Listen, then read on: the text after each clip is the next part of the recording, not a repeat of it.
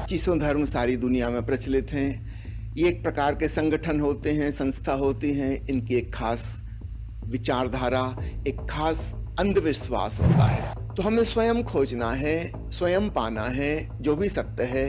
इसमें किसी अंधविश्वास की, मान्यता की, किसी संस्था या संगठन के हिस्सा होने की कोई आवश्यकता नहीं है। सब तो पहले समझना पड़ेगा गुरु ਦਾ ਧਰਮ ਦੇ ਨਾਲ ਕੋਈ ਰਿਸ਼ਤਾ ਨਹੀਂ ਹੈ। ਧਰਮ ਤੱਕ ਪਹੁੰਚਾਉਣ ਤੱਕ ਤਾਂ ਰਿਸ਼ਤਾ ਹੈ ਨਹੀਂ ਧਰਮ ਦਾ ਕੋਈ ਰਿਸ਼ਤਾ ਉਹਨ ਆਪਣੇ ਆਪ ਛੋਟੀ ਸੋਚ ਹੋ ਸਕਦੀ ਹੈ ਨਾ ਆਪਣੇ ਆਪ ਤੱਕ ਪਹੁੰਚਾਉਣ ਦਾ ਫੈਸਲਾ ਹੈ। ਉਹ ਤਾਂ ਫਿਰ ਉਹ ਤਾਂ ਧਾਰਮਿਕ ਫਲਸਫਾ ਕਹਿੰਦਾ ਹੀ ਹੈ ਨਾ। ਉਹ ਤਾਂ ਕਹਿੰਦਾ ਹੀ ਕਿ ਤੁਸੀਂ ਆਪਣੇ ਆਪ ਨੂੰ ਪਾਣਾ ਹੈ। ਜਿਹੜਾ ਮੋਕਸ਼ ਦੀ ਪ੍ਰਾਪਤੀ ਹੈ, ਗੀਤਾ ਦੇ ਵਿੱਚ ਜਿਹੜਾ ਗਿਆਨ ਹੈ, ਮੋਕਸ਼ ਦੀ ਪ੍ਰਾਪਤੀ ਆਪਣੀ ਪ੍ਰਾਪਤੀ ਹੈ ਨਾ ਜੀ। ਹੁਣ ਸੁਣੋ, ਗੁਰੂ ਨਾਨਕ ਦੇਵ ਜੀ ਦੀ ਕੀ ਜ਼ਰੂਰਤ ਸੀਗੀ ਜਦੋਂ ਕ੍ਰਿਸ਼ਨ ਭਗਵਾਨ ਸੀਗੇ ਜਾਂ ਸ਼ਿਵ ਭਗਵਾਨ ਸੀਗੇ? ਜਦੋਂ ਤੁਸੀਂ ਸਟਾਰਟਿੰਗ 'ਚ ਇਹ ਕਹਿਤਾ ਕਿ ਧਰਮ ਅੰਧ ਵਿਸ਼ਵਾਸ ਹੈ ਤੇ ਉਹਨੂੰ ਫਿਰ ਕਿਵੇਂ ਮੰਨ ਲਿਆ ਜਾਏ? ਉਹ ਮੇਰਾ ਸੋਚ ਨਹੀਂ ਹੋ ਸਕਦੀ। So one has to question it. That is the reason ਨਾ। ਤੁਸੀਂ ਕਹਿ ਰਹੇ ਹੋ ਕਿਸੇ ਨੂੰ, ਤੁਸੀਂ ਕਿਸੇ ਧਰਮ ਨੂੰ ਅੰਧ ਵਿਸ਼ਵਾਸ ਕਹਿ ਰਹੇ ਹੋ। That is the reason why I asked this question. यानी कि एक गुरु जो आपको एक रास्ता दिखाता है, एक मार्ग दिखाता है, तो उस गुरु के कॉन्सेप्ट को अगर खुद ही किताबें पढ़ के या किसी धार्मिक ग्रंथ को पढ़ के खुद ही जानकारी लेनी है, खुद ही एक्सप्लोर करना है, तो फिर वो गुरु का कॉन्सेप्ट खत्म हो जाता है और उस कैटेगरी में आप भी आते हैं क्योंकि आप भी लोगों को रास्ता दिखाते हैं। धर्म पहला नहीं सीगे, इस गल नूं समझो। ਪਹਿਲਾਂ ਕੀ ਸੀ? ਚਲੋ ਤੁਸੀਂ ਦੱਸੋ। ਪਹਿਲਾਂ ਫਿਰ ਸ੍ਰਿਸ਼ਟੀ ਸੀਗੀ, ਉਤਪत्ति ਸੀਗੀ, ओरिजिन ਸੀਗਾ। ਹੁਣ ਤੁਸੀਂ ਗੱਲ ਤਾਂ ਹੋਈ ਹੈ ਨਾ। ਇਹ ਤਾਂ ਦੇਖੋ, ਇਹ ਆਪਣੇ ਫੇਥ ਦੀ ਗੱਲ ਹੈ, ਇਹ ਵਿਸ਼ਵਾਸ ਦੀ ਗੱਲ ਹੈ। ਤੁਸੀਂ ਕਹੋ ਜੀ ਕਿ ਮੇਰਾ ਵਿਸ਼ਵਾਸ ਤੁਹਾਡੇ ਵਿਸ਼ਵਾਸ ਨਾਲੋਂ ਬਿਹਤਰ ਹੈ, ਹੈ ਨਾ? It is like that. ਜਾਂ ਮੈਂ ਉਸ ਨੂੰ ਇੰਟਰਪ੍ਰੀਟ ਕਰਦਾ ਕਿ ਤੁਸੀਂ ਸਾਰੇ ਧਰਮਾਂ ਨੂੰ ਛੱਡ ਦਿਓ। ਜਿਹੜੇ ਬੰਦੇ ਦੀ ਧਰਮ 'ਚ ਆਸਥਾ ਹੈ, ਫੇਥ ਹੈ, ਉਹ ਆਪਣਾ ਧਰਮ ਕਿਉਂ ਛੱਡੇ? ਜਾਂ ਉਹਦੀ ਜਿਹੜੀ ਉਹਦਾ ਕਨਸੈਪਟ ਹੈ ਧਰਮ ਦਾ, ਕਿਸੇ ਨੂੰ ਵੀ ਧਰਮ ਮੰਨ ਸਕਦਾ ਨਾ। ਮੂਰਤੀ ਨੂੰ ਵੀ ਧਰਮ ਮੰਨਿਆ ਜਾ ਸਕਦਾ ਹੈ, ਕਿਸੇ ਕਿਤਾਬ ਨੂੰ ਵੀ ਧਰਮ ਮੰਨਿਆ ਜਾ ਸਕਦਾ ਹੈ। ਇਹ ਅੰਧ ਵਿਸ਼ਵਾਸ ਹੈ। ਪਰਮਿੰਦਰ ਸੋਹਲ ਜੀ ਅਤੇ ਮੁਰਥਲ ਤੋਂ ਮੇਰੇ ਨਾਲ ਜ਼ੂਮ ਲਿੰਕ ਦੇ ਜ਼ਰੀਏ ਜੁੜਨ ਜਾ ਰਹੇ ਹੈਗੇ ਨੇ, ਜੁੜ ਚੁੱਕੇ ਨੇ ਰਾਦਰ। ਸਵਾਮੀ ਸ਼ੈਲੇਂਦਰ ਸਰਸਵਤੀ ਜੀ ਜੋ ਕਿ ਆਚਾਰਿਆ ਰਜਨੀਸ਼ ਹੋਰਾਂ ਦੇ ਛੋਟੇ ਭਰਾ ਹੈਗੇ ਨੇ, ਸਾਡੇ ਨਾਲ ਭਾਰਤ ਤੋਂ, ਮੁਰਥਲ ਤੋਂ ਇਹ ਜੁਆਇਨ ਕਰਨਗੇ। बहुत बहुत स्वागत है स्वामी जी आपका, और परमिंदर सोहल जी आपका। शुरुआत में परमिंदर जी मैं आपसे शुरू करना चाहूँगा। इससे पहले कि स्वामी सरस्वती जी ਕੋਲ ਅਸੀਂ ਆਈਏ, ਇਹ ਸਮਝਣਾ ਚਾਹਾਂਗਾ ਕਿ ਪਹਿਲਾਂ ਵੀ ਇੱਕ ਟਾਕ ਹੋਈ ਸੀ ਰੈਡ FM ਦੇ ਉੱਤੇ ਹੀ, ਜਿਸ ਦੇ ਵਿੱਚ ਕਈ ਅਜਿਹੀਆਂ ਗੱਲਾਂ ਬਾਤਾਂ ਸਨ ਜੋ ਕਿ ਆਪਾਂ ਸ਼ਾਇਦ ਸਮਝ ਨਹੀਂ ਪਾਏ ਜਾਂ ਸਮਝਾਉਣ ਦੇ ਵਿੱਚ ਵੀ ਕੋਈ ਕਮੀ ਰਹਿ ਸਕਦੀ ਹੈ। ਲੇਕਿਨ ਇਹ ਸਮਝਣਾ ਚਾਹਾਂਗੇ ਕਿ ਆਚਾਰਿਆ ਰਜਨੀਸ਼ ਦਾ ਜਿਹੜਾ ਫਲਸਫਾ, ਉਹ ਅਲੱਗ-ਅਲੱਗ ਧਰਮਾਂ ਜਾਂ ਅਲੱਗ-ਅਲੱਗ ਧਾਰਮਿਕ ਜਿਹੜੀ ਸੋਚ ਹੈਗੀ ਹੈ ਜਾਂ ਆਈਡੀਓਲੋਜੀਜ਼ ਹੈਗੀ ਆ, ਫਲਸਫੇ ਹੈਗੇ, ਉਹਨਾਂ ਨੂੰ ਮਿਕਸ ਕਰਕੇ ਲੈਂਦਾ। ਤੁਸੀਂ ਪਿਛਲੀ ਵਾਰ ਜ਼ਿਕਰ ਕੀਤਾ ਸੀਗਾ ਗੁਰਬਾਣੀ ਦਾ, ਗੁਰਬਾਣੀ ਦੇ ਵਿੱਚੋਂ ਕੀ ਟੇਕ ਅਵੇਜ਼ ਲਏ ਗਏ। ਕਾਫੀ ਜ਼ਿਆਦਾ ਇਨਫਲੂਐਂਸ ਹੈ। ਇੱਕ ਜਿਹੜੀ ਕਿਤਾਬ ਦਾ ਜ਼ਿਕਰ ਕੀਤਾ ਜਾਂਦਾ, ਇੱਕ ਓਂਕਾਰ ਸਤਨਾਮ, ਕਾਫੀ ਪੰਜਾਬ ਦੇ ਵਿੱਚ ਇਸ ਨੂੰ ਚੰਗਾ ਰਿਸਪੌਂਸ ਵਗੈਰਾ ਵੀ ਮਿਲਿਆ ਹੈ। ਸੋ ਇਹ ਥੋੜ੍ਹਾ ਜਿਹਾ ਸਾਨੂੰ ਸਮਝਾਉਣ ਦੀ ਕੋਸ਼ਿਸ਼ ਕਰੋ, ਜਿਹੜੀ ਚੀਜ਼ ਆਪਾਂ ਪਿਛਲੀ ਵਾਰ ਸ਼ਾਇਦ ਨਹੀਂ ਐਕਸਪਲੇਨ ਕਰ ਪਾਏ ਸੀ। ਹਾਂਜੀ, भगवान ओशो की एक किताब है, मैं धार्मिकता सिखाता हूँ, धर्म नहीं। I teach you religiousness not religion. तो क्यों ना असी स्वामी शैलेंद्र सरस्वती जो सुनिए। स्वामी जी प्रणाम। स्वामी जी आप प्लीज़ इस बारे में बताएं कि मैं धार्मिकता सिखाता हूँ, धर्म नहीं। भगवान ओशो ने इसके बारे में क्या कहा, सो हमारे श्रोताओं को ये समझ में आ सके कि धार्मिकता धर्म से आगे है। धर्म के बारे में तो हम सब जानते हैं, हिंदू धर्म, मुस्लिम धर्म, ईसाई धर्म, यहूदी धर्म इत्यादि इत्यादि 2500 धर्म सारी दुनिया में प्रचलित हैं। ये एक प्रकार के संगठन होते हैं, संस्था होती हैं, इनकी एक खास विचारधारा, एक खास अंधविश्वास होता है। सभी धर्म अंधविश्वासों पर आधारित हैं। ओशो हमें सिखाते हैं, कोई भी अंधविश्वास मत करो, कोई भी अंधविश्वास ना करो। आस्तिक होने की भी जरूरत नहीं है। वे कहते हैं धार्मिक नहीं, धार्मिकता को सीखो। Religiousness, it is a quality of consciousness. हम कैसे अपना जीवन जिए कि उसमें प्रेम हो, आनंद हो, संतोष हो, फीलिंग ऑफ कंटेंटमेंट हो, हमारे जीवन में हमें एक तसल्ली का और तृप्ति का एहसास हो, वह ध्यान के द्वारा संभव है। इसके लिए किसी संगठन के हिस्सा होने की ज़रूरत नहीं, कोई अंधविश्वास मानने की ज़रूरत नहीं। ओशो कहते हैं मानने की नहीं बल्कि जानने की ज़रूरत है। जैसे विज्ञान होता है, साइंस होती है, उसमें हम कोई चीज़ मान के नहीं चलते, हम खुद एक्सपेरिमेंट करते हैं, हम एक्सप्लोर करते हैं, पता लगाते हैं कि सच्चाई क्या है। ठीक ऐसे ही धार्मिकता साइंस ऑफ द सोल, चेतना का विज्ञान है। हम खुद अपने भीतर जाएं, साधारण वैज्ञानिक की प्रयोगशाला उसके बाहर होती है, धार्मिकता की प्रयोगशाला स्वयं के भीतर होती है। तो विज्ञान बहिर्मुखी है, वह बाहर खोजता है, ध्यान अंतर्मुखी है, अपने ही भीतर खोजता है। तो हमें स्वयं खोजना है, स्वयं पाना है जो भी सत्य है। इसमें किसी अंधविश्वास की, मान्यता की, किसी संस्था या संगठन के हिस्सा होने की कोई आवश्यकता नहीं है। धर्मों के नाम पर आज तक दुनिया में जो हुआ है वह बहुत ही कुरूप ढंग की घटनाएं घटी हैं। हिंसा हुई है, दंगे फसाद स्वामी जी, हुए हैं, मारकाट हुई है, धर्म युद्ध हुए हैं, जिहाद हुए हैं। इन सब की कोई जरूरत नहीं है। हम ध्यान में डूबकर शांत हो सकते हैं, आनंदित हो सकते हैं।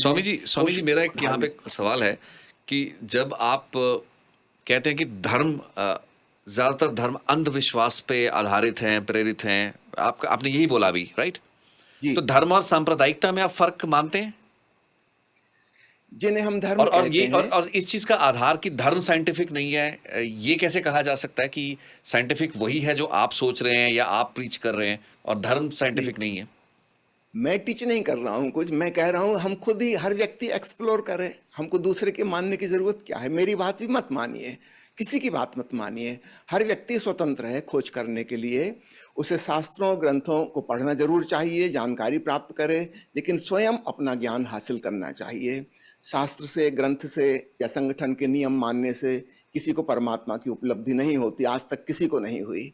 जिन्होंने भी पाया है अपने भीतर ध्यान में डूबकर परमात्मा को पाया है। तो यहाँ पर फर्क हो जाता है नहीं, धर्म लेकिन का जो और धार्मिकता स्वामी जी का। जैसे एक कॉन्सेप्ट है, गुरु का कॉन्सेप्ट है, यानी जी। कि एक गुरु जो आपको एक रास्ता दिखाता है, एक मार्ग दिखाता है, तो वो उस गुरु के कॉन्सेप्ट को अगर खुद ही किताबें पढ़ के या किसी धार्मिक ग्रंथ को पढ़ के खुद ही जानकारी लेनी है, खुद ही एक्सप्लोर करना है, तो फिर वो गुरु का कॉन्सेप्ट खत्म हो जाता है और उस कैटेगरी में आप भी आते हैं क्योंकि आप भी लोगों को रास्ता दिखाते हैं। तो वो जो एक इंटरमीडियरी है, बड़ा इंपॉर्टेंट एक कड़ी है, तो वो कहाँ गई? तो फिर बहुत लोगों का वजूद और ऐसे लोगों का वजूद जो कि उस धर्म की परिभाषा को या किसी भी फलसफे की परिभाषा को लोगों तक पहुंचाने का काम करते हैं, वो अपने आप में शून्य हो जाती है। तो उसके बारे में आप क्या सोचते हैं? गुरु की भूमिका बहुत महत्वपूर्ण है। जैसे हम साइंस भी पढ़ते हैं स्कूल में, कॉलेज में, तो केवल किताब पढ़ के या गूगल से जानकारी हासिल करके हम साइंस को नहीं समझ सकते। उसका प्रैक्टिकल करने के लिए कोई हमें गाइड करता है। लेबोरेटरी में हम जाते हैं, वहाँ हमारे टीचर हमको सिखाते हैं, बताते हैं प्रैक्टिकल करके, फिर हम खुद करते हैं और हम जानते हैं कि हाँ, यह वाली बात सच है, विज्ञान का यह नियम सत्य है। तो गुरु की भूमिका एक गाइड की तरह है। जैसे एक शिक्षक हेल्प करता है प्रैक्टिकल को समझने में, हम किताब पढ़ के खुद सीधे सीधे ना कर पाएंगे। यदि कोई व्यक्ति बहुत बुद्धिमान है वो शायद कर ले, लेकिन ऐसे लोगों की गिनती तो बहुत कम है, लाखों करोड़ों में एक। अधिकांश लोगों को तो किसी गाइड की जरूरत पड़ेगी। तो ठीक वैसे ही गुरु की जरूरत है। गुरु मीन्स स्पिरिचुअल गाइड। उसने अपने अंतर ध्यान में डूबकर परमात्मा को जाना है। वह रास्ता दूसरों को बता सकता है कि तुम भी ऐसे ऐसे अपने भीतर डूबो। ये उसका रोल है। सोल साहब, ਤੁਸੀਂ खुद जवाब देना चाहोगे कि ਆਪਾਂ स्वामी जी तो पूछिए सवाल ज़्यादा?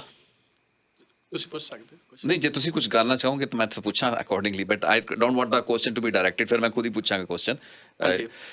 मेरा स्वामी जी, इवन सोल साहब जे तुसी एड्रेस करना चाहो तुसी भी इसका जवाब दे सकते हो कि ਵੱਖ-ਵੱਖ ਜਿਹੜੇ ਧਰਮ ਹੈਗੇ ਨੇ, ਜੇ ਫॉर इंस्टेंस ਭਗਵਾਨ शिव ਦੇ ਵਿਗਿਆਨ ਭੈਰਵ ਤੰਤਰ ਬਾਰੇ ਯੂ نو ਓਸ਼ੋ ਦਾ ਕੀ ਵਿਚਾਰ ਹੈ। ਇਸੇ ਤਰੀਕੇ ਦੇ ਨਾਲ ਹੋਰ ਬਹੁਤ ਸੀ ਗੱਲਾਂ ਮੈਲੇ ਭਗਵਾਨ ਬੁੱਧ ਦੀ ਜਿਹੜੀ ਵਿਪਾਸਨਾ ਧਿਆਨ ਵਿਧੀ ਹੈ ਉਸ ਵਿੱਚ ਓਸ਼ੋ ਨੇ ਕੀ ਪਰਿਵਰਤਨ ਕੀਤੇ ਨੇ, ਕੀ ਚੇਂजेस ਕੀਤੇ ਨੇ। ਸੋ ਅਲੱਗ-ਅਲੱਗ ਜਿਹੜੇ ਧਰਮਾਂ ਦੇ ਵਿੱਚੋਂ कॉन्सेप्ट्स उठाए गए हैं या जो कॉन्सेप्ट्स लिए गए हैं या उस सीमित स्तर पर चीज़ों को लिया गया है, तो क्या उन सब चीज़ों को मिला के एक नया पंथ जिसे कह सकते हैं, एक नया फलसफा तैयार किया गया है? जी, ਇਹਦਾ ਜਵਾਬ ਅਸੀਂ स्वामी शैलेंद्र जी तो लवांगे, लेकिन I just want to give a little bit description. जिस तरह इंसान बदल रहा है, वक्त बदल रहा है, ਉਹਦਾ ਸਮਝ ਦਾ ਤਰੀਕਾ ਬਦਲ ਰਿਹਾ ਹੈ, ਸਿਚੁਏਸ਼ਨ ਬਦਲ ਰਹੀਆਂ, ਤਦੀ ਤਦੀ ਗੁਰੂ ਆਉਂਦੇ ਆ ਔਰ ਸਿਖਾ ਕੇ ਜਾਂਦੇ ਆ। ਇਹ ਭਗਵਾਨ ਕ੍ਰਿਸ਼ਨ ਦਾ ਹੈ ਨਾ। ਤੇ ਜਿੱਦਾਂ ਹੁਣ ਗੁਰੂ ਜਿਹੜੀ ਪਹਿਲੀ ਗੱਲ ਸਵਾਮੀ ਜੀ ਨੇ ਕਹੀ ਸੀ ਨਾ, ਉਹਦੇ 'ਚ ਉਹਨਾਂ ਨੇ ਕਿਹਾ ਸੀ ਕਿ ਧਰਮ ਅੰਧ ਵਿਸ਼ਵਾਸ ਹੈ, ਠੀਕ ਹੈ, ਜੋ ਗੱਲ ਕੀਤੀ ਮੈਂ ਉੱਥੋਂ ਹੀ ਗੁਰੂ ਦਾ ਕਨਸੈਪਟ ਤਾਂ ਮੈਂ ਉਹਨਾਂ ਤੋਂ ਸਵਾਲ ਪੁੱਛਿਆ, ਮੈਂ ਤੁਹਾਡੇ ਤੋਂ ਹੀ ਪੁੱਛਦਾ ਹੈ ਕਿਉਂਕਿ ਗੁਰੂ ਦਾ ਜੋ ਕਹਿ ਰਹੇ ਵੀ ਖੁਦ ਬੰਦਾ ਐਕਸਪਲੋਰ ਕਰੇ, ਖੁਦ ਪੜ੍ਹੇ, ਖੁਦ ਕਿਵੇਂ ਪੜ੍ਹੇਗਾ ਜੇ ਕੋਈ ਵਿੱਚ ਇੰਟਰਮੀਡੀਏਰੀ ਨਹੀਂ ਹੋਏਗਾ ਜਿਹੜਾ ਜ਼ਿਆਦਾ ਜਾਣਕਾਰ ਹੈ। ਸਭ ਤੋਂ ਪਹਿਲਾਂ ਇਹ ਸਮਝਣਾ ਪਏਗਾ ਗੁਰੂ ਦਾ ਧਰਮ ਦੇ ਨਾਲ ਕੋਈ ਰਿਸ਼ਤਾ ਨਹੀਂ ਹੈ। ਧਰਮ ਤੱਕ ਪਹੁੰਚਾਉਣ ਤੱਕ ਤਾਂ ਰਿਸ਼ਤਾ ਹੈ ਨਹੀਂ, ਧਰਮ ਦਾ ਕੋਈ ਰਿਸ਼ਤਾ ਉਹਨੂੰ ਆਪਣੇ ਆਪ ਤੁਹਾਡੀ ਸੋਚ ਹੋ ਸਕਦੀ ਹੈ ਨਾ, ਆਪਣੇ ਆਪ ਤੱਕ ਪਹੁੰਚਾਉਣ ਦਾ ਫੈਸਲਾ ਹੈ। ਉਹ ਤਾਂ ਫਿਰ ਉਹ ਤਾਂ ਧਾਰਮਿਕ ਫਲਸਫਾ ਕਹਿੰਦਾ ਹੀ ਹੈ ਨਾ, ਉਹ ਤਾਂ ਕਹਿੰਦਾ ਹੀ ਕਿ ਤੁਸੀਂ ਆਪਣੇ ਆਪ ਨੂੰ ਪਾਣਾ ਹੈ। ਜਿਹੜਾ ਮੋਕਸ਼ ਦੀ ਪ੍ਰਾਪਤੀ ਹੈ, ਗੀਤਾ ਦੇ ਵਿੱਚ ਜਿਹੜਾ ਗਿਆਨ ਹੈ ਮੋਕਸ਼ ਦੀ ਪ੍ਰਾਪਤੀ ਆਪਣੀ ਪ੍ਰਾਪਤੀ ਹੈ ਨਾ ਜੀ। ਹੁਣ ਸੁਣੋ, ਗੁਰੂ ਨਾਨਕ ਦੇਵ ਜੀ ਦੀ ਕੀ ਜ਼ਰੂਰਤ ਸੀਗੀ ਜਦੋਂ ਕ੍ਰਿਸ਼ਨ ਭਗਵਾਨ ਸੀਗੇ ਜਾਂ ਸ਼ਿਵ ਭਗਵਾਨ ਸੀਗੇ, ਔਰ ਲੋਕਾਂ ਨੇ ਉਹਨਾਂ ਨਾਲ ਸਵਾਲ ਜਵਾਬ ਕੀਤੇ ਨਾ। ਇਸਲਾਮ ਵਿੱਚ ਮੁਹੰਮਦ ਸਾਹਿਬ ਦੇ ਨਾਲ ਸਵਾਲ ਜਵਾਬ ਕੀਤੇ ਗਏ। ਮੈਂ ਜਵਾਬ ਸਾਰੇ ਪੈਗੰਬਰ ਨੇ, ਇਹ ਪੈਗੰਬਰ ਹੈ, ਗੁਰੂ ਹੈ ਨਾ, ਗੁਰੂ ਹੈ, ਪੈਗੰਬਰ ਹੈ।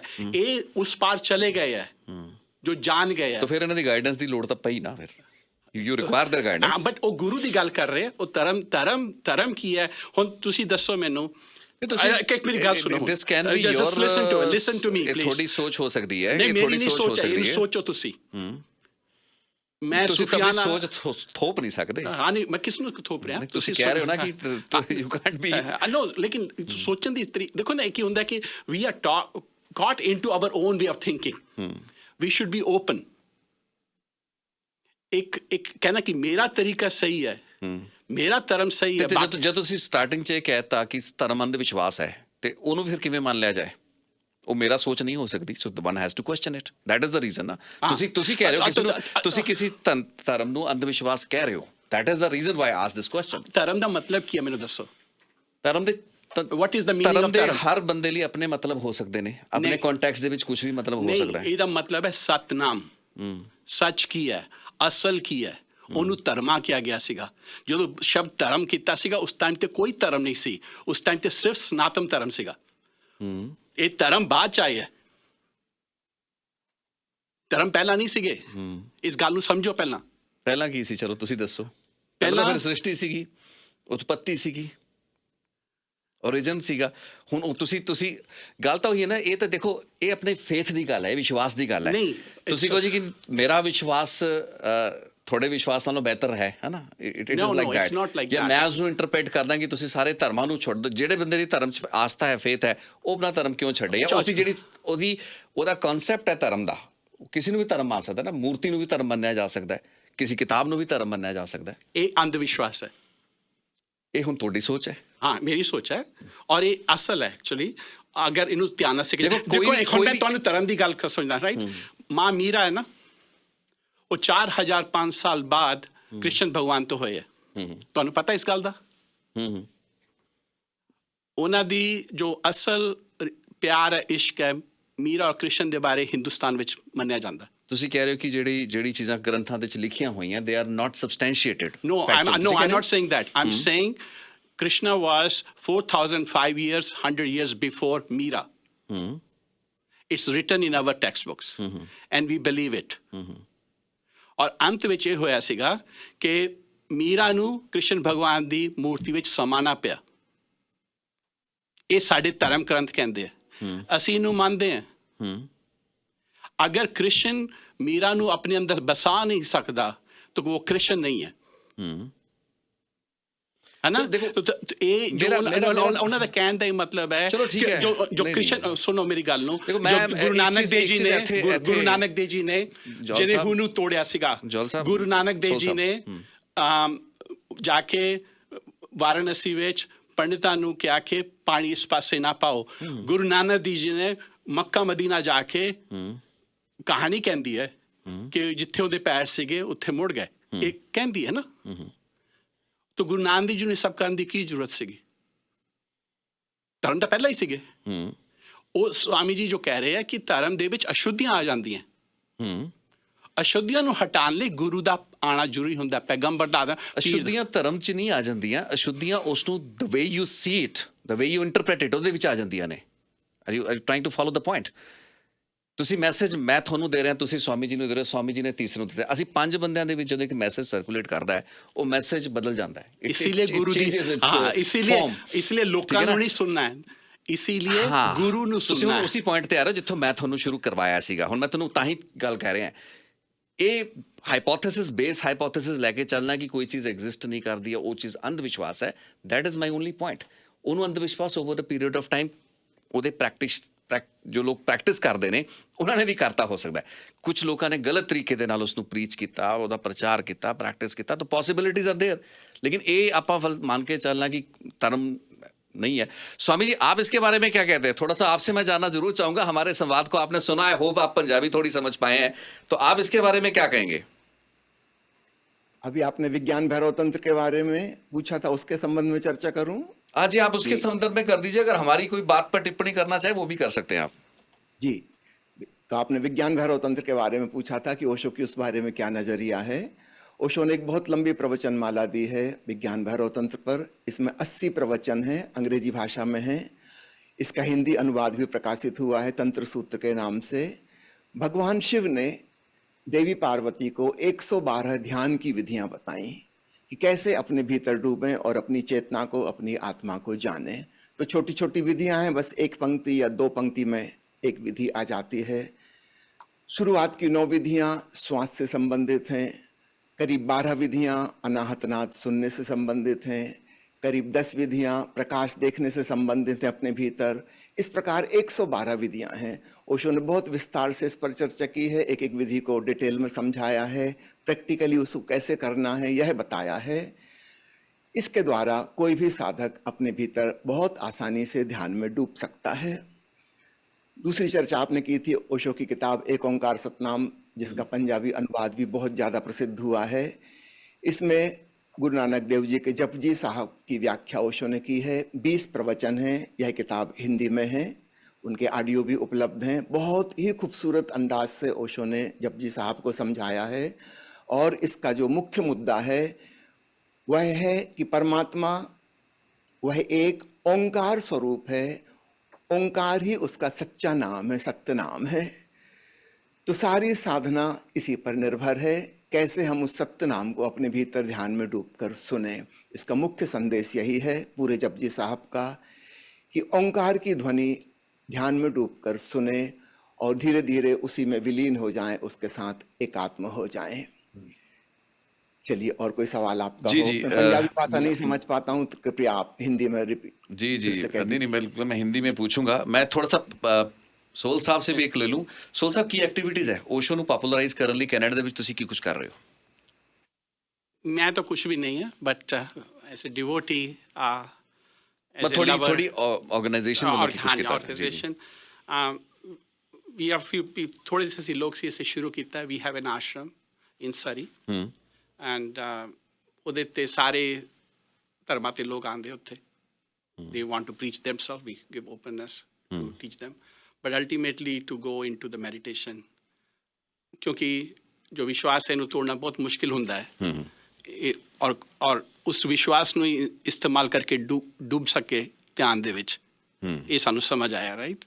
ਤੇ we are having meditations there, we are having retreats there, and we are inviting spiritual teachers from all the faiths to come and teach, like from Sufism, from Christianity, from Islam, from Sikhism. ਉਹ teach ਹੀ ਕਰਦੇ ਨੇ ਕਿ ਉਹ ਐਵੇਂ ਦਾ ਸਮਾਜ ਜਿਹਦਾ ਆਪਣਾ ਹੋਇਆ।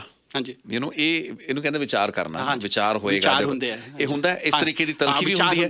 ਮਤਲਬ ਹੁੰਦਾ ਕਿ ਮੇਰੇ ਵਰਗਾ ਕੋਈ ਫਸ ਜਾਂਦਾ ਹੈ, ਗਰਾਰੀ ਮਤਲਬ ਮੇਰੇ ਵਰਗੇ ਫਸ ਜਾਂਦੀ ਹੈ। ਐਕਚੁਅਲੀ ਇਸੇ ਇਹ ਸਭ ਤੋਂ ਵਧੀਆ ਚੀਜ਼ ਹੈ, ਬਿਕਾਜ਼ ਹਾਂ ਵਿੱਚ ਹਾਂ ਮਿਲਾਈ ਜਾਣ ਨਾਲ ਸਵਾਲ ਦਾ ਜਵਾਬ ਨਹੀਂ ਮਿਲਦਾ। Exactly right, this is a love. ਤੇ ਇਹੀ ਸਾਡੇ ਪੈਗੰਬਰਾਂ ਨੇ ਕੀਤਾ, ਗੁਰੂਆਂ ਨੇ ਵੀ ਕੀਤਾ। ਉੱਥੇ ਵੀ ਜਦੋਂ ਕਹਿੰਦੇ ਬੈਠ ਕੇ ਵਿਚਾਰ ਹੋਏ, ਤੁਸੀਂ ਆਪਣਾ ਤਰਕ ਦਿਓ, ਮੈਂ ਤੁਹਾਨੂੰ ਤਰਕ ਦੇ ਨਾਲ ਐਗਜ਼ੈਕਟਲੀ ਇਸ ਤਰ੍ਹਾਂ ਨਾ ਅਸੀਂ ਆਪਣਾ ਦਿਲ ਖੋਲਦੇ ਇੱਕ ਦੂਜੇ ਨਾਲ, ਇੱਕ ਦੂਸਰੇ ਦੀ ਇੱਜ਼ਤ ਕਰਦੇ ਹਾਂ, ਪਿਆਰ ਕਰਦੇ ਹਾਂ। ਅਗਰ ਮੈਂ ਤੁਹਾਡੀ ਹਾਂ 'ਚ ਹਾਂ ਮਿਲਾਈ ਗਿਆ ਤਾਂ ਮੈਂ ਸੱਚ ਨਹੀਂ ਬੋਲ ਰਿਹਾ, ਹੈ ਨਾ। ਕ੍ਰਿਟੀਕਲ ਔਰ ਕੀ ਹੁੰਦਾ ਕਿ ਜੋ ਸਵਾਲ ਪੁੱਛਣ ਲੱਗਦਾ ਉਹਦਾ ਤੁਸੀਂ ਚਾਹੇ ਤੁਹਾਨੂੰ ਚੰਗਾ ਲੱਗੇ ਨਾ ਚੰਗਾ ਲੱਗੇ, ਬਟ ਉਹਦਾ ਸਾਥ ਦੇਈ ਜਾ ਰਹੇ ਹੋ ਤੁਸੀਂ ਨਾਲ ਉਹਦੇ 'ਚ। ਨਾ ਤੁਸੀਂ ਉਹ ਤੋਂ ਵੀ ਸਿੱਖਦੇ ਹੋ ਤੇ ਤੁਸੀਂ ਉਹਨੂੰ ਵੀ ਦੱਸ ਦਿਓ ਕਿ ਕੀ ਕਰਨਾ ਹੈ। ਤੇ ਲੇਕਿਨ ਇਹਦੇ ਵਿੱਚ ਇੱਕ ਚੀਜ਼ ਹੈ ਕਿ मैं एक गल दसूंगा कि जो गुरु है ना, ਉਹਨੂੰ ਪਹਿਚਾਨ ਦੀ ਅੱਖ ਵੀ ਚਾਹੀਦੀ ਹੈ। ਹੂੰ ਸਾਰੇ ਨਹੀਂ ਪਹਿਚਾਨ ਸਕਦੇ, ਸਾਰੇ ਗੁਰੂ ਨਾਨਕ ਦੇਵ ਜੀ ਨੂੰ ਨਹੀਂ ਪਹਿਚਾਨ ਸਕੇ। ਉਹਨੂੰ ਗਾਲਾਂ ਕੱਢਦੇ ਸੀ, ਹੂੰ ਉਹਨੂੰ ਗਾਲਾਂ ਘਰੋਂ ਕੱਢਦੇ ਹਰ ਸੀ। ਪੈਗੰਬਰ ਨੂੰ ਉਹਨਾਂ ਦੇ ਸਮਿਆਂ ਦੇ ਉੱਤੇ ਮਿਸ ਅੰਡਰਸਟੈਂਡ ਕੀਤਾ ਗਿਆ, ਮਿਸ ਜੱਜ ਕੀਤਾ ਗਿਆ। ਈਸਾ ਮਸੀਹ ਨੂੰ ਲਟਕਾ ਦਿੱਤਾ ਸੂਲੀ ਦੇ ਉੱਤੇ। ਬਿਲਕੁਲ ਬਿਲकुल। तो इसलिए ना ਇਹ ਸਵਾਲ ਜਵਾਬ ਤਾਂ ਹੁੰਦੇ ਆਏ ਹੈ। ਅਗਰ ਦੇਖਿਆ ਜਾਏ ਤਾਂ ਕੁਰਾਨ ਦੇ ਵਿੱਚ 5 ਜਾਂ 6 ਸਲਫੇ ਹੈ ਜੋ ਹੱਕ ਹਕੀਕਤ ਦੇ ਬਾਰੇ ਕਹਿੰਦੇ। ਬਾਕੀ ਸਾਰੇ ਸਵਾਲ ਜਵਾਬ ਹੈ। ਗੁਰੂ ਗ੍ਰੰਥ ਸਾਹਿਬ ਦੇ ਵਿੱਚ ਜਪਜੀ ਸਾਹਿਬ ਸਿਰਫ ਮੂਲ ਹੈ, ਬਾਕੀ ਸਭ ਸਵਾਲ ਜਵਾਬ ਹੈ। ਕਿਉਂਕਿ ਜੋ ਇਨਸਾਨ ਹੈ ਸਵਾਲ ਜਵਾਬ 'ਚ ਰਹਿੰਦਾ ਹੈ, ਔਰ ਇਸ ਸਵਾਲ ਜਵਾਬ ਤੋਂ ਬਾਹਰ ਕੱਢਣ ਲਈ ਉਹ ਕੋਸ਼ਿਸ਼ ਵੀ ਕਰਦਾ ਹੈ। ਉੱਥੋਂ ਦਿਮਾਗ ਤੋਂ ਦਿਲ ਤੱਕ ਆਉਣ ਦੀ ਕੋਸ਼ਿਸ਼ ਕਰਦਾ ਹੈ। ਔਰ ਦਿਮਾਗ ਤੋਂ ਦਿਲ ਤੱਕ ਦੀ ਜੋ ਰਾਸਤਾ ਹੈ ਉਹ ਮੁਰਸ਼ਿਦ, ਇੱਕ ਗੁਰੂ, ਇੱਕ ਪੈਗੰਬਰ ਤੁਹਾਨੂੰ ਪਹੁੰਚਾ ਸਕਦਾ ਹੈ ਕਿ ਉਹਦੇ ਵਿੱਚ ਇਸ਼ਕ ਹੈ, ਪਿਆਰ ਹੈ, ਮੁਹੱਬਤ ਹੈ। ਉਹ ਤੁਹਾਡੀ ਕਿਸੇ ਵੀ ਗੱਲ ਦਾ ਬੁਰਾ ਨਹੀਂ ਮੰਨਦਾ। ਉਹਦਾ ਇੰਨਾ ਪਿਆਰ ਹੈ ਕਿ ਤੁਹਾਨੂੰ ਉਹ ਕਿਸੇ ਵੀ ਤਰ੍ਹਾਂ ਉਹ ਸੁੱਖ, ਉਹ ਚੈਨ, वो अपने आप ਨੂੰ जोड़ने की कोशिश करता है। तो स्वामी जी ना, स्वामी जी मैं एक सवाल पूछना लेना चाहूँगा आपसे कि ये जिक्र हुआ था अभी, ਤੁਸੀਂ ਕਿਹਾ ਸੀਗਾ ਸ਼ਾਇਦ ਸੋਹਲ ਸਾਹਿਬ ਨੇ ਇੱਕ ਜ਼ਿਕਰ ਕੀਤਾ ਕਿ ਓਸ਼ੋ ਕਹਿੰਦੇ ਸੀ ਕਿ ਮੈਂ ਧਾਰਮਿਕਤਾ ਸਿਖਾਤਾ ਹੂੰ, ਧਰਮ नहीं। ਹੁਣ ਇਹਦੇ ਚ ਫਰਕ ਧਾਰਮਿਕਤਾ ਤੇ ਧਰਮ ਦੇ ਵਿੱਚ ਥੋੜਾ ਜਿਹਾ आप अपने तरीके से ज़रूर समझाएं ताकि हमारे लिसनर्स भी समझ पाएं और जो एग्री करें वो एग्री करें, जो नहीं करें वो ना करें। लेकिन फ़र्क क्या है धार्मिकता और धर्म में? धार्मिकता एक क्वालिटी है, एक गुणवत्ता है, एक व्यक्तिगत निजी बात है। धर्म जब हम करते हैं तो सामूहिक सामाजिक बात हो जाती है, एक संगठन और संस्था खड़ी हो जाती है, कोई खास विचारधारा उसकी हो जाती है। वहाँ से लड़ाई झगड़े और वाद विवाद शुरू होते हैं क्योंकि दूसरे लोग उस बात को नहीं मानेंगे, उनके विश्वास दूसरे हैं, उनके फेथ अलग हैं। तो धर्म को हम फेथ कहते हैं अंग्रेजी में। और धार्मिकता एक नया शब्द ओशो ने गढ़ा, रिलीजियसनेस, ये एक क्वालिटी है। जैसे कोई व्यक्ति किसी को प्रेम करता है, यह प्रेम करना एक निजी अनुभव है। हम इसका संगठन नहीं बना सकते, कोई संस्था नहीं बना सकते प्रेम करने वालों की, वो बन नहीं सकती, असंभव है। प्रेम एक बिल्कुल निजी बात है, हो तो हो, ना हो तो ना हो। ऐसा नहीं होता कि हम एक खास ढंग के कपड़े पहन लें, खास रंग की कुछ चीज़ें कर लें, कुछ खास कवायद करने लगें तो हम प्रेमी हो जाएंगे। नहीं, ऐसा होना संभव नहीं है। तो ठीक जिस प्रकार प्रेम एक बिल्कुल निजी अनुभव है, भीतर हमें महसूस होता है अपने हृदय में, ठीक ऐसे ही ध्यान, परमात्मा, आत्मा एक निजी अनुभव है। इसका संगठन से, समाज से, बाहर की संस्थाओं से कोई लेना देना नहीं है।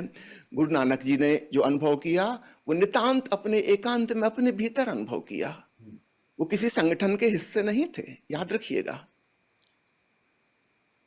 सहज रूप से अपने आप उन्हें घटित हुआ। हाँ, जब घट गया वह परमानंद तो स्वाभाविक इच्छा होती है कि मैं इसको बांटूं, शेयर करूं, सबको बताऊं। अब यहाँ से एक शुरुआत होती है सिलसिला की, चाहे वो भगवान कृष्ण हुए हों, कि राम हुए हों, कि भगवान बुद्ध हो, महावीर हुए हों। इनको जो परमानंद का अनुभव हुआ, इन्होंने उसको शेयर करना चाहा। लेकिन मुश्किल ये है कि आंतरिक अनुभव को हम दूसरे को बता नहीं सकते। बताने की चाहत होती है क्योंकि हमको इतना अच्छा लग रहा है, हम चाहते हैं कि सबको लग जाए, भीतर से एक करुणा का भाव उत्पन्न होता है। लेकिन मुश्किल ये है कि हम उस अनुभव को शेयर नहीं कर सकते, और जो भी हम शब्दों में कहेंगे वह बात नहीं होगी जो एक्चुअल महसूस कर रहे हैं। किसी प्रेमी से, प्रेमिका से हम पूछें कि तुम शब्दों में बताओ क्या महसूस कर रहे हैं अपने हृदय में, वो कितने ही कुशल हों बताने में, लेकिन प्रेम की व्याख्या नहीं हो पाएगी, दूसरे तक ठीक ठीक बात नहीं पहुंचेगी, कोरे शब्द पहुंच जाएंगे। फिर वो शब्द किताबों में लिख लिए जाएंगे, शास्त्र बन जाएंगे, और पीढ़ी दर पीढ़ी उसके इंटरप्रिटेशन होते रहेंगे। वो असली बात तो खो ही गई, वो तो फर्स्ट हैंड ट्रांसफर भी नहीं हुई थी। फिर सेकंड हैंड, थर्ड हैंड और जनरेशन टू जनरेशन जो ट्रांसफर हुआ उसमें तो सब खो जाएगा। तो स्टार्टिंग हुई थी धार्मिकता से, एक अनुभव से जो व्यक्ति के भीतर आत्मा में घटित हुआ था। उसने ब्रह्मानंद को जाना था, करुणा भाव आया, उसने बताना चाहा। अब यहाँ से शुरुआत हो गई डिटोरिएशन की, बात बिगड़ती जाएगी क्योंकि वह बात कही नहीं जा सकती। अनुभूति संभव है, अभिव्यक्ति संभव नहीं है। To experience is possible, to express is impossible. लेकिन फिर भी हर व्यक्ति कोशिश जरूर करेगा बताने की। मुझे कोई चीज़ बहुत स्वादिष्ट लगी, मैं चाहूँगा कि मेरे मित्रगण, मेरे निकट के लोग भी उसको चखें, उसका स्वाद लें, तो मैं उनसे ज़रूर निवेदन करूँगा कि इसको चखिए।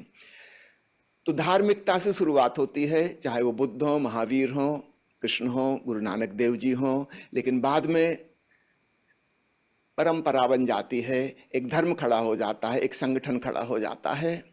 इसमें वह बात नहीं रह जाती जहाँ से शुरुआत हुई थी। इसमें किसी की भूल नहीं है, ऐसा होना मजबूरी है, ऐसा ही होगा। जैसे मैंने कहा, प्रेम की अभिव्यक्ति नहीं हो सकती। कोई कितनी ही सुंदर कविता लिखे, कितने ही गीत लिखे, कितनी ही प्यारी कहानी लिख दे, लेकिन वो हृदय की बात उसमें नहीं आ सकती। ठीक ऐसे ही आत्मा का, परमात्मा का अनुभव भी शब्दों में बयान नहीं किया जा सकता। वह एक ओंकार सतनाम सुना तो जा सकता है, लेकिन किसी भी भांति दूसरे को नहीं बताया जा सकता। तो धर्म और धार्मिकता का यही भेद है। एक है अनुभूति और दूसरी है अभिव्यक्ति के साथ उसमें आ गई मिलावट, उसमें आ गई खोट, क्योंकि वह अनुभूति अभिव्यक्त हो ही नहीं सकती। धर्म और धार्मिकता का यही भेद है। या स्वामी जी, एक आपसे और सवाल मैं लेना चाहूँगा, और वो भी आचार्य रजनीश के संदर्भ में, या जो फिलॉसफी, जो उनका एक सोच का तरीका है, और जैसे आपने बताया कि चीज़ों को देखने का एक अलग नज़रिया, और शायद बहुत अच्छा नज़रिया जिसको अप्रिशिएट भी किया गया, लेकिन विवाद भी बहुत जुड़े रहे और लंबे समय तक, इवन आज तक मिसअंडरस्टैंड भी लोग करते हैं और क्रिटिसाइज भी करते हैं। टू बी वेरी फेयर, और ये थोड़ा क्रिटिकल सवाल है, तो जो जिस तरीके से, जो तरीका उन्होंने अपनाया, चूज किया, जिसमें कि अपने पे कोई अंकुश ना हो, जो आप अभिव्यक्ति जिसे कहते हैं, एक्सप्रेशन, तो सिर्फ बोलने में एक्सप्रेशन नहीं है बल्कि हर चीज में एक्सप्रेशन है। चाहे वो आपकी एक सेक्सुअल एक्टिविटी है, उसमें भी एक एक्सप्रेशन है।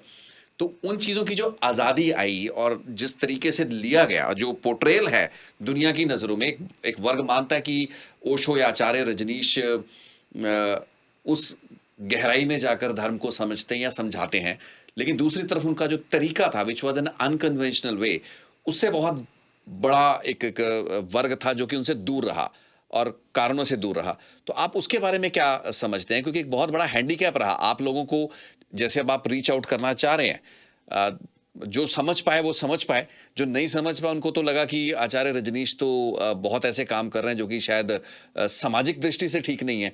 तो उसके बारे में अगर थोड़ा हमें बता सकें, क्योंकि लिसनर्स के मन में सवाल बहुत हैं। बहुत अच्छा सवाल आपने पूछा है। जब भी कोई क्रांतिकारी व्यक्ति होता है, रिवोल्यूशनरी थिंकिंग वाला, प्रतिभाशाली व्यक्ति, वो हमेशा समय से आगे होता है, ahead of his own time. तो उस समय के लोग, समकालीन लोग नहीं समझ पाते। तो आपकी बात बिल्कुल ठीक है कि एक बहुत बड़ा वर्ग ओशो से चूक गया, क्योंकि ओशो की अभिव्यक्ति का जो ढंग था वो बिल्कुल रिवोल्यूशनरी था। इस ढंग का एक्सप्रेशन कभी किसी ने नहीं दिया था। एक नई शैली, एक नया अंदाज, फ्रीडम ऑफ थिंकिंग, स्वतंत्र चिंतन मनन, आज़ादी, स्वतंत्रता उनके जीवन में हाईएस्ट वैल्यू रखती है। और ठीक वही उन्होंने सबको सिखाया कि किसी चीज़ से बंधना नहीं है, किसी चीज़ को मानना नहीं है, स्वयं खोज करनी है। You have to explore yourself. तो उनके कहने का अंदाज कुछ निराला था। लाखों लोग उनसे प्रभावित हुए, लेकिन उनके जाने के बाद करोड़ों लोग प्रभावित हुए। गिनती दिन प्रतिदिन बढ़ती ही चली जा रही है, क्योंकि अब लोग ज़्यादा अप्रिशिएट कर पा रहे हैं कि उन्होंने जो कहा था ठीक कहा था। सिर्फ ओशो के बारे में ही नहीं, अगर हम विज्ञान के उदाहरण देखें तो बड़े बड़े वैज्ञानिक जब हुए, चाहे गैलीलियो हो, चाहे न्यूटन हो, उनको भी बहुत विरोध सहना पड़ा। दूर की छोड़िए, आइंस्टीन पिछली सदी में, जिसने प्रिंसिपल ऑफ रिलेटिविटी खोजा, नोबेल प्राइज कमेटी ने कभी उसकी रिलेटिविटी प्रिंसिपल को स्वीकार नहीं किया, क्योंकि वह बात इतनी ज़्यादा रिवोल्यूशनरी थी। पुराना सारा साइंस गलत हो जाता है, सब चीज़ें सापेक्ष, एक देखने का दूसरा दृष्टिकोण आ गया। जिनको हम परम सत्य मान रहे थे, अचानक पता चला वो तो रिलेटिव ट्रूथ है, उसमें कोई सच्चाई नहीं है, वो केवल हमारा देखने का एक खास एंगल था। अगर हम एंगल चेंज करके देखें तो चीज़ बिल्कुल दूसरी दिखाई देगी। आइंस्टीन की इस बात को करोड़ों लोगों ने स्वीकार कर लिया, नोबेल प्राइज कमेटी ने नहीं स्वीकार किया। लोग ट्रेडिशनल थिंकिंग वाले हैं, वो नई चीज़ को नहीं पकड़ पाते। सैकड़ों साल लग जाते हैं तब जाके लोगों को स्वीकार होता है कि हाँ, उन्होंने जो कहा था वो ठीक कहा था। कृष्ण के ज़माने में किसने उनको स्वीकारा? किसी ने भी नहीं, किसी ने नहीं स्वीकारा, क्योंकि वो अपने ज़माने के रिवोल्यूशनरी थे। उन्होंने सारी परंपराओं को तोड़कर, सारी रूढ़ियों और प्रथाओं को तोड़कर कुछ नए प्रकार से जीवन जिया। उनके पहले वैसा जीवन जीने वाला कोई नहीं हुआ था। निश्चित रूप से उस जमाने के लोग तो उनसे नाराज हुए। तो ऐसा ही हर प्रतिभाशाली व्यक्ति के साथ होता है, चाहे वो क्रांतिकारी पेंटर हो, चाहे वो क्रांतिकारी सिंगर हो। समकालीन लोग हमेशा उसका विरोध करते हैं। नेचुरली कुछ लोग पसंद करते हैं, चाहते हैं, अप्रिशिएट करते हैं, लेकिन बड़ा वर्ग है जो क्रिटिसाइज करेगा और निंदा करेगा। लेकिन कालांतर में धीरे धीरे समय बीतता जाता है और लोगों को समझ में आना शुरू होता है, दूसरी पीढ़ी, तीसरी पीढ़ी आते आते, कि हाँ, ये वाली बात जो कही गई थी बिल्कुल ठीक कही गई थी। अभी गैलीलियो का मैंने नाम लिया, आपको याद ही होगा गैलीलियो ने जब खोजा था कि पृथ्वी सूरज का चक्कर लगाती है। सूरज पृथ्वी के चक्कर नहीं लगाता जैसा कि बाइबल में लिखा है। बाइबल में जो लिखा है वो अंधविश्वास है। गैलीलियो ने जो खोजा वो सच्चाई है, लेकिन भयंकर विरोध हुआ। गैलीलियो का जो दूसरा मित्र था वैज्ञानिक, पोप ने उसको सजा दी, जिंदा जलाया जाए चौराहे पर। लाखों लोगों की भीड़ इकट्ठी हुई, उसको जला दिया गया, क्योंकि वो ऐसी बात कह रहा जो बाइबल के अगेंस्ट है, अंधविश्वास को तोड़ रही है। पोप बहुत नाराज हुआ। गैलीलियो ने कहा कि मैं एक्सपेरिमेंट करके बताता हूं, मैं जो कह रहा हूं कि 1 किलो का पत्थर और 10 किलो का पत्थर अगर ऊपर से छोड़े जाएंगे तो एक साथ गिरेंगे। 10 किलो का पत्थर पहले नहीं गिरेगा। कोई मानने तैयार नहीं हुआ। उसकी इस बात पर इतनी नाराजगी हुई लोगों को, उसको यूनिवर्सिटी से नौकरी करता था, निकाल दिया गया पोप के आदेश पर। उसने पीसा की मीनार पर खड़े होकर वहां से 2 पत्थर गिराए। लाखों लोगों ने देखा। यूनिवर्सिटी के सारे प्रोफेसर आए थे देखने के लिए, स्टूडेंट्स आए हुए थे कि क्या होता है, देखें। दोनों पत्थर एक साथ गिरे। और तब पोप ने कहा कि इस आदमी को काला जादू आता है, भूत प्रेत इसके वश में है, ये तो हो ही नहीं सकता।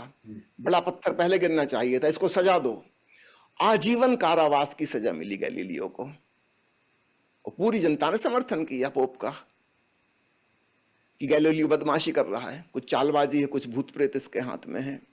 आज हम जानते हैं कि पोप गलत था, वो हजारों लोग गलत थे, गैलीलियो सही था। लेकिन इस बात को हुए सैकड़ों साल हो गए। उस जमाने के लोगों ने तो स्वीकार नहीं किया। उसने सिद्ध कर दिया तब भी नहीं, आंखों देखी बात को स्वीकार नहीं किया। तो दुनिया ऐसी है जिसको मैं कहता हूं औसत बुद्धि उसकी बहुत कम है, एवरेज आईक्यू लेवल बहुत कम है। तो जब भी कोई प्रतिभाशाली व्यक्ति होता है उसकी सोच हमको क्रांतिकारी लगती है। जी, तो उन्होंने केवल धर्म के मामले में ही नहीं, अन्य सभी जीवन के आयामों में बहुत क्रांतिकारी सोच दी, और इस वजह से उनको खूब क्रिटिसिज्म भी झेलनी पड़ी। स्वामी जी, आपसे एक आखिरी क्वेश्चन चलते चलते, सोहल जी आप भी एड्रेस कर सकते हैं। ये जो कल्ट का सिस्टम है, पंथ जिसे के बोलते हैं, या एक कल्ट, ओशो अपने आप में कल्ट थे, और ये वो समय था जब ऐसे बहुत से कल्ट उभरे, ओशो के बाद उभरे। और आज की भी व्यवस्था में भी बहुत से ऐसे कल्ट क्रिएट किए जाते हैं। अब या तो कह लीजिए कि वो एक स्टाइल है जो ओशो का स्टाइल है, बाद में बहुत से लोगों ने उसको अपनाने की कोशिश की, प्रयास किए, उनको उनका जो देखने का हुलिया, जो वेशभूषा, जिस तरीके का उनका एक अपना पहनावा था, उसको बाद में बहुत लोगों ने कॉपी किया, फॉलो किया, या अपने ओर से प्रेरित होकर नए नए तरीके से उनकी रूपरेखा बनी। तो ये जो कल्ट सिस्टम बना है, जिसे हम पंथ भी कह सकते हैं, या कह सकते हैं कि एक सोच के लोग, और डेरावाद बढ़ा। आज की तारीख में उत्तर भारत में जहाँ पर आप बैठे हैं, मुरथल में आप बैठे हैं, आपसे कुछ किलोमीटर और इवन आपके इलाके में बहुत से ऐसे डेरे हैं, पंजाब में ऐसे बहुत से डेरे हैं, और डेरावाद के खिलाफ एक बहुत बड़ी मूवमेंट रही है। डेरे के जो मुखिया लोग हैं उन पे आपराधिक मुकदमे दर्ज हुए हैं। तो ये कल्ट सिस्टम ने बहुत नुकसान किया, डेरावाद ने बहुत नुकसान किया है। तो इसको आप कैसे एनालाइज करते हैं, starting from Acharya Rajneesh himself? So I will answer. Acharya Rajneesh ji इसके सख्त खिलाफ हैं कल्ट के। उनके जब वो 3.5 साल मौन में थे अमेरिका में, उस दौरान उनके मैनेजमेंट के लोगों ने एक किताब छाप दी थी, रजनीशिज्म। एक कल्ट जैसी किताब ही थी वह, रजनीश धर्म हिंदी में उसका नाम था। करीब 25 भाषाओं में ट्रांसलेट होकर सारे विश्व में उन्होंने बांट दी। जब ओशो ने मौन तोड़ा और प्रवचन देना शुरू किया तब उनको पता चला इस बात का। उन्होंने सख्त विरोध किया और कहा कि उस किताब की होली जलाई जाए, और सारी किताबें जला दी गईं। ओशो ने कहा मैं नहीं चाहता मेरे नाम पर कोई कल्ट बने, कोई धर्म बने, कोई संप्रदाय बने। मैं तो सब संप्रदायों से लोगों को मुक्त करना चाहता हूँ। तो इस बात को अलग समझ लीजिए। ओशो को प्रेम करने वाले लोग हैं, ओशो को समझने वाले लोग हैं, लेकिन ओशो के नाम पर कोई कल्ट जैसी कोई चीज़ नहीं है। एक शुरू हुई थी कुछ समय के लिए, साल भर वो रही, लेकिन ओशो को जैसे ही पता चला उन्होंने उसको तुरंत नष्ट करवा दिया। इस बात को खूब अच्छे से मैं कहना चाहूंगा, क्योंकि समय कम है, सारांश में बस इतना ही कह रहा हूं। ओशो कल्ट के सख्त खिलाफ हैं कि उनके नाम पर भी कल्ट पैदा ना हो, इसलिए उन्होंने बहुत से विपरीत कंट्राडिक्टरी विचार दिए हैं ताकि उनके नाम पर कल्ट बन ही नहीं सकता, क्योंकि उनके ही शिष्य, उनके ही प्रेम करने वाले कोई एक बात को रखेंगे, कोई दूसरी बात को पकड़ेंगे, उनमें आपस में ही विवाद हो जाएगा। वो संगठन बन ही नहीं सकता ओशो के साथ कभी। ओशो ने ऐसी डिवाइस अपनाई है कंट्राडिक्टरी स्टेटमेंट्स की, कहीं पर उन्होंने कुछ कहा है, कहीं उन्होंने कुछ और कहा है। तो अलग अलग लोग अलग अलग स्टेटमेंट, अलग अलग वक्तव्यों को पकड़ के चलेंगे, उनके नाम पर ऐसा संगठन बन ही नहीं सकता। ओशो ने इसका खूब अच्छा इंतजाम किया है। सोहल साहब कुछ कहना चाहेंगे कुछ सेकंड में? हाँ जी। भगवान ओशो ने ये कहा था कि मेरा कोई मंदिर नहीं बनेगा और मेरा कोई ग्रंथ नहीं होगा पूजा का, लेकिन उनको सबसे ज्यादा सुना जाता है दुनिया में आज, और आज उनके साथ बहुत सारे लोग जुड़ रहे हैं, क्योंकि जो आदमी मानसिक तनाव से ग्रस्त है, दुखी है, वो चाहता है आज़ादी। और आज़ादी के लिए हम लोगों ने कितना लड़ा, हमारे बुजुर्गों ने कितना लड़ा। तो इंसान की इंसानियत है, इसको आज़ादी चाहिए, और भगवान ने वो आज़ादी पेश की। And one thing I will talk about is in English for the people who are watching us, the truly religious person never embraces a religion. One who embraces a religion has no religion. Nice punches. But I will still stay. I'll not. I'll partly agree with you, but I'll not fully agree to you. But again, nevertheless, you may have some own informed understanding. Sohal साहब बहुत बहुत धन्यवाद। Thank you. और स्वामी जी आपका भी बहुत बहुत धन्यवाद।